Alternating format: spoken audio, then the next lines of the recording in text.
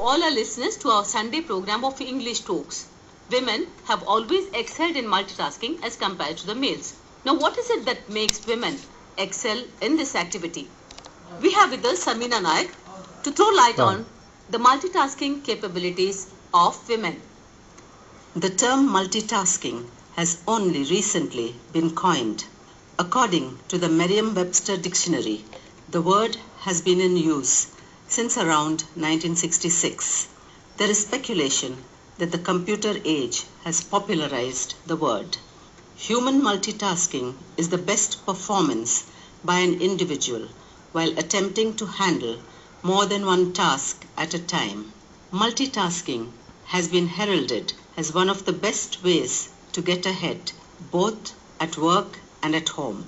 As a product of the multiple roles that individuals play today, the art of multitasking has gained attention. Doing more than one thing at a time can increase efficiency, productivity, free up more time, and in some cases, save you money.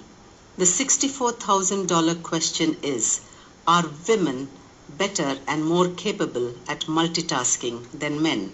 Among the two genders, women have proven to be better at achieving the purpose of multitasking than men due to the following reasons. Firstly, there is a biological difference. According to MRIs performed, women have a larger corpus callosum. The corpus callosum is the area of the brain that handles communication between the two hemispheres. It is responsible for synthesizing the information from the left and right side of the brain.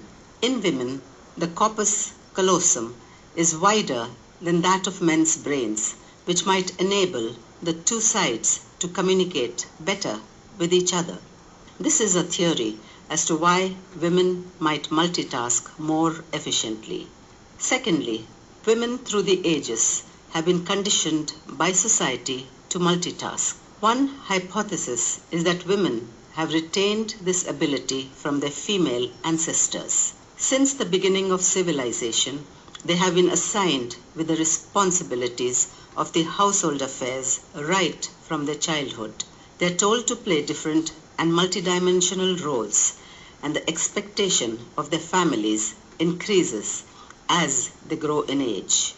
Thus, women are mentally prepared for different tasks in life, whether it is managing the home successfully, managing home, office and job if they work outside the home, managing all the social activities like festivals, birthday and anniversary parties, engagement and marriage functions, maintaining different relationships in the family scenario, looking after the aged or ailing family members. That doesn't mean that men can't or won't multitask. It just means it's easier for the average woman than the average man. As a woman, I think the reason is that men have been conditioned to believe that household work is woman's work, day in and day out, over and over and over. Women perform the tasks to keep their families moving along and their homes happy and healthy. One cannot say men can never multitask, that is, work at the job and share in the household chores. However, few men have the stamina, self-motivation, or selfless resolve to match a woman. Men could never keep the world running like women do. Yes, women have been conditioned by society to do all the domestic chores while men do the manly things like fixing the leaking tap in the kitchen or the toilet, changing the car tire when there is a flat, changing light bulbs, maybe doing the grocery shopping, killing the mice and cockroaches. And this will mostly be done after a lot of nagging. Let us remember here that the domestic chores have to be done day in and day out, while men's chores are on a largely part-time basis. It is very clear that women usually shoulder much more of the responsibilities of housework and childcare. A man I was speaking to put it like this: I work a lot too, I multitask too, but no one has put my work under the scanner. I have to work overtime as I have deadlines to meet. I have the long journey to work. I have to develop and be good in communication and leadership skills, manage my colleagues and bosses.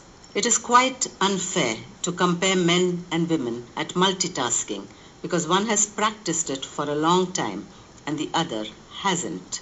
Hey, men, a change in attitude and acknowledgement that it does not make you less manly if you help out at home. Let's see the life of a woman who is a housewife and does not work outside the home. On her marriage day, she gets an attractive package deal, a legal husband, a house of which she could claim 50% ownership. But let's not ignore the hidden factors. The legal husband comes with some freebies. Often, the lady is expected to bring the money for her own expenses, otherwise called the dowry. On her wedding day, she gets a lifetime job with no retirement age. It is by no means a 9-to-5 job. She will be on call 24/7. Her working hours depend on age, health, and number of children or disabled people in the household, the size and condition of the house. Between sunrise and sunset, women are often required to be a wife, a mother, a daughter-in-law, a daughter, sister, a neighbor, a co-worker.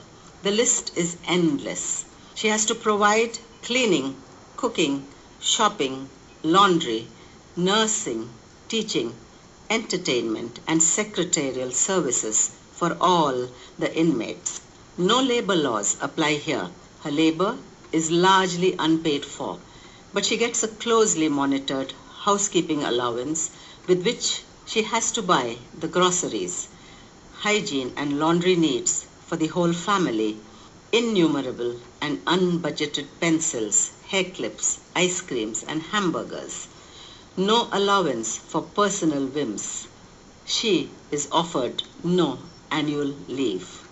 So she takes recourse to multitasking, constantly trying to balance, juggle and maneuver various roles. To be the perfect homemaker, dishing out goodies to a family that devours them without so much as a thank you. And she still has to listen to her husband saying to her, "What do you do the whole day?" Or he may say to his friends at the office, "My wife? Oh, she's not working, she's at home." Let us take the case of the new woman who has added a few more tasks to her daily schedule by opting to take a job outside the home. She has liberated herself, spotted the windows of opportunity, and stretched her horizon. She keeps her hand on the pulse of the Bombay Sensex. She has become adept in mutual funds, IPOs, stocks and shares, and derivatives. She has learned how to save, invest, and spend money wisely. All this in addition to the above housewifely chores.